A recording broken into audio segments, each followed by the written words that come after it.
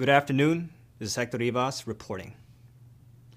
Upon receiving a report from a top associate in dialogue with leading officials in Washington, Lyndon LaRouche concluded that technically the United States has been lost and the world has just suddenly changed.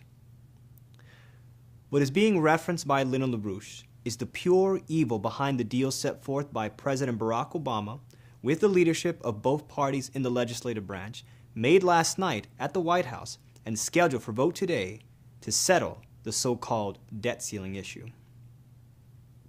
In reality, what occurred was a coup against the Constitution and against the people of America, a motion intended to be worse than Adolf Hitler's fascist coup.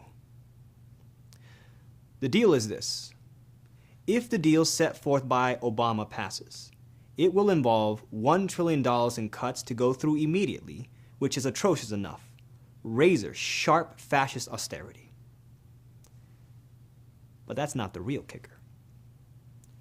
The real kicker is that its passage includes a measure by Obama to create a super Congress, a committee of 12 representatives made up of 6 Democrats and 6 Republicans, tasked with the power, authority, and responsibility to decide on an additional $1.5 trillion in cuts by mid to late November of this year to be presented to the full Congress of the United States federal government.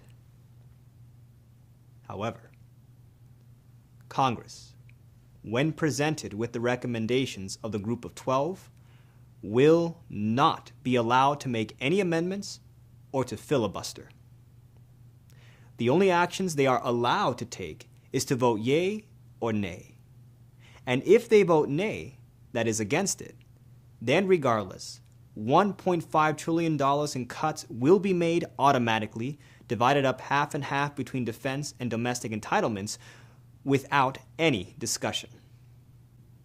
Obama has put together this package, which represents fascist austerity, no doubt on behalf of his masters of London and Wall Street.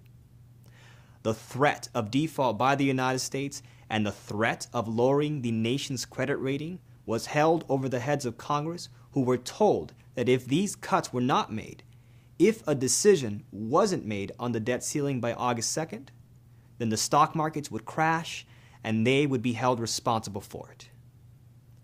In reality, that's bullshit. But far more serious is the aspect of Obama's measure which is plainly unconstitutional.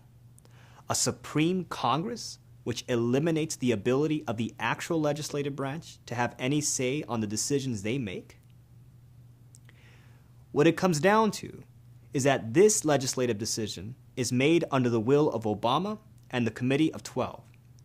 And if our representation in the Congress are not prepared to do what Obama wants, then decisions will be made automatically. Congress must be told that voting for these cuts, voting to authorize Obama's Supreme Congress, his coup, is a vote for treason and will be held accountable for voting for an act that is in violation of the U.S. Constitution. To believe or to suggest that this is the only way is a lie. Glass-Steagall is the only way.